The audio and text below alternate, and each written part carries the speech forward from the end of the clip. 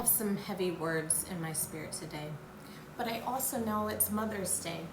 In church, as it is adapted this day, it's become a time to celebrate that which gets taken for granted and overlooked. In family structures where mothers have mothered, much of that goes unnoticed, except that it's required and relied upon.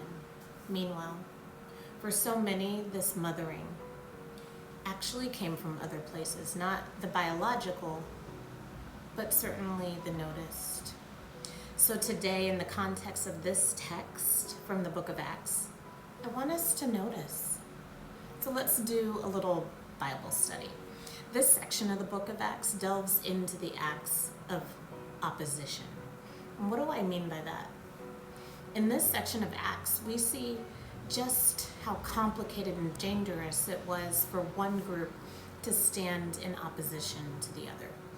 So, here was Stephen just telling the story, the age-old story of the scriptures. He summed up the covenant and the Exodus and even the building of the great kingdom with its seat at the temple in Jerusalem. But there were crowds, and they didn't have any interest in what Stephen had to say. The truth, see, it was too inconvenient for their ideology. So they sacrificed him.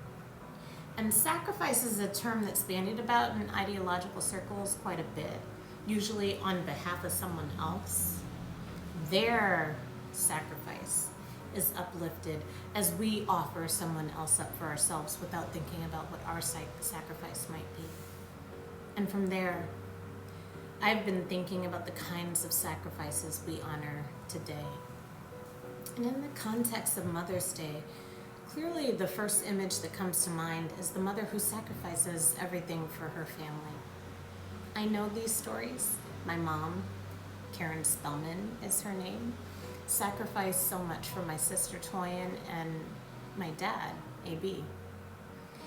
As I've only just expressed a willingness to learn, I'm only just learning what that sacrifice looked like.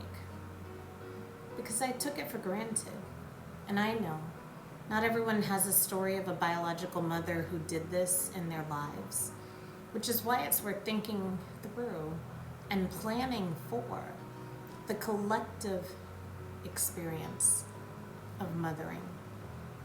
Because we may not have a mom like Karen who did or does this, but we can be mothered.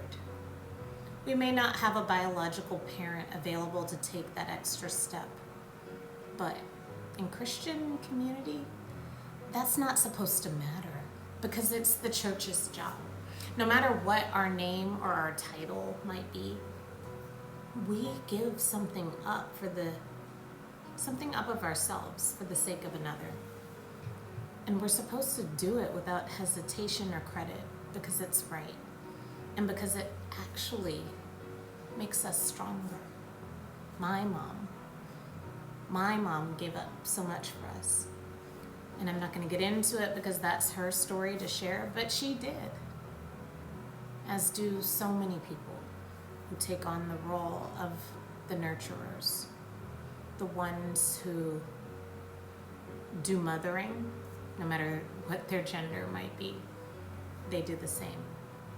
They know sacrifice, and they model it for us, for so many of us. And I'm not trying to set up the role of mothering from whomever does it, even if you offer it for yourself as sacrifice. But what I will say is this: to bring something or someone new into creation, you have to be willing to give of yourself, to give up something. Give from what you have so that something else can begin. And then from there, I just want to return to the story of the first recorded Christian martyr, Stephen.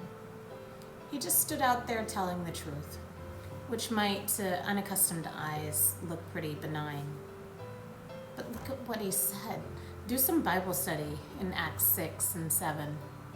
And what you'll discover is that Stephen offered a fairly unvarnished truth, interpretation of history that told the people's story in concise terms. But the terms of Stephen's truth turned out to be inadmissible in the court of survival. See, Stephen was accused of changing the way things were always done. He spoke up for the people and he set the record straight. And they asked him one question and then he took it all the way back to the beginning of the story, not the part they wanted him to focus on.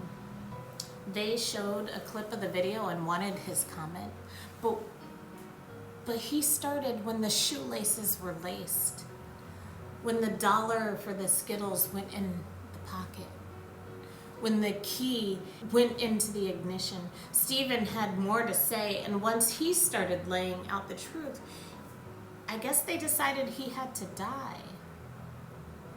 But I wonder about the other stories, the ones where the people who knew the same truth Stephen had actually spoke up. The ones that didn't make the biblical record and maybe didn't have the Facebook Live feed, but they actually still happened. And I think about sacrifice on this Mother's Day in 2020, in the context we're in. And I am witnessing an ideology that says our mothers may have sacrificed for us, but now we're willing to sacrifice them, their lives, their labor, their nursing home beds for something, and I don't even know what. It's unthinkable, and it's not new. The Bible, including today's story, tells us as much.